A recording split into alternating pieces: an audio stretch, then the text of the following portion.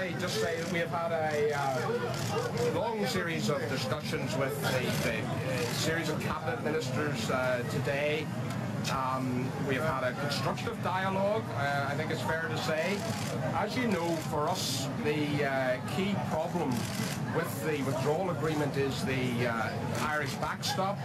The fact that it poses the danger of separating Northern Ireland out from the rest of the United Kingdom whilst we're in the backstop, and also the potential for leaving Northern Ireland behind in single market regulations and the customs union if the rest of the United Kingdom went its own way in the future. So our focus has always been, from way back in December 2017, through all of our discussions, on how can we ensure that Northern Ireland leaves the European Union with the rest of the United Kingdom together as one country. So, as I say, we have had good discussions today. Those discussions will continue over the coming period of time. We want to get a deal. We have always been in that frame of mind. We don't want to leave without a deal, but a lot will depend in terms of what the government is able to do in terms of providing those guarantees that are necessary to assuage our concerns. We have pointed previously to the fact that the government has deleted so far from consideration the paragraph 50 of the December joint report, which gave a lock and a provision for Northern Ireland in terms of what might happen whilst in the backstop, and that needs to be addressed, and the overall situation of having the United Kingdom as a whole, the integrity, the economic integrity of the internal market utterly protected for Northern Ireland going forward. Can I just ask you, live on Sky News, can I just ask you, Mr Hammond was in the meeting, did you discuss money? Because obviously your supply and confidence agreement comes to an end in June. Was there money discussed? Well, the Chancellor of the Exchequer is, of course, obviously a key member of the government, but he is also responsible for HMRC and the whole issue of their involvement in customs and other regulatory issues is a key concern for us. So that is obviously an area which we have discussed. We have met with the Chancellor of the Duchy of Lancaster, Michael Gove was there, obviously the Chief Whip, and other ministers. So I wouldn't read anything into the fact that the Chancellor was there other than he's a very senior member of the government who will be clearly involved in many of the issues that we're talking about, not least from an HMRC point of view. Well,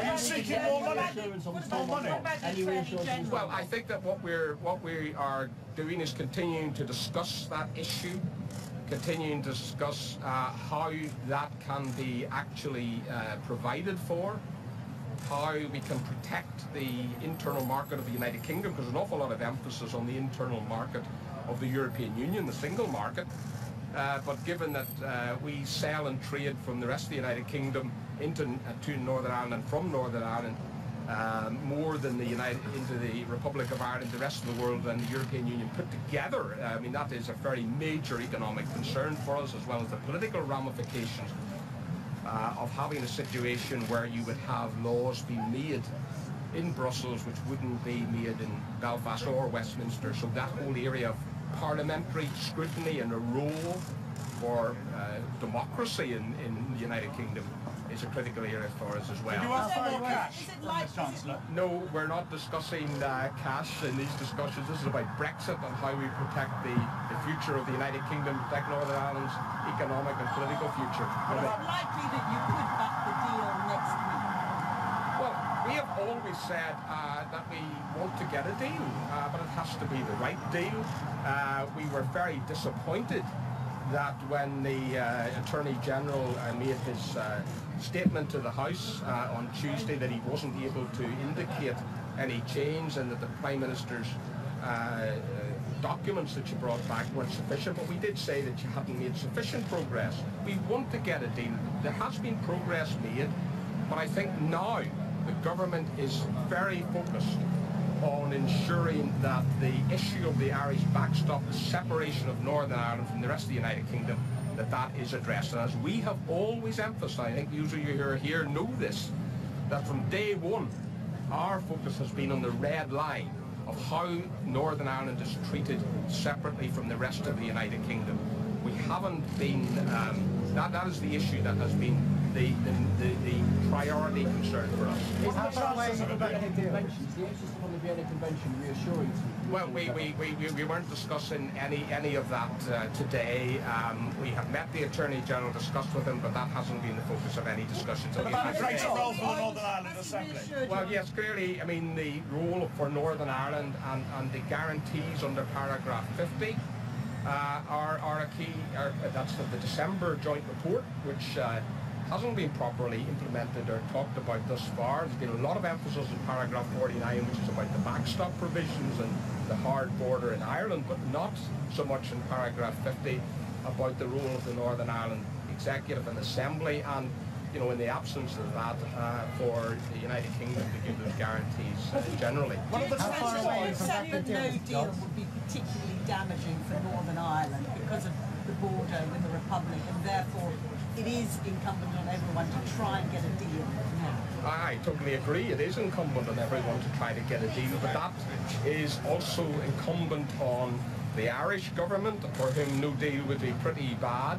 It's incumbent on Brussels. It's incumbent on Her Majesty's government, which has failed to address up to now some of the issues that we have been pressing, and it's incumbent on all the political parties at Westminster. We have been arguing and discussing how we can get this deal passed for many, many months. We have never been in the school of those who say that a no-deal Brexit is the best outcome. We believe we want a deal, but it has to be one that works for the benefit of all parts of the United Kingdom, and indeed for our neighbours and friends in the Irish Republic as well. We will have to go because there's further work we have to do. Sorry? Can something be done this weekend? Well, look, I mean, we have to see how far we get. It's, what will be decided ultimately on the substance, not on timing, but we're working very, very hard to see if we can get there. But at the end of the day, some of the concerns that we have been raising are not new. But I think what is new now is that there is a renewed focus in government on ensuring that those issues are addressed. Thank you very much.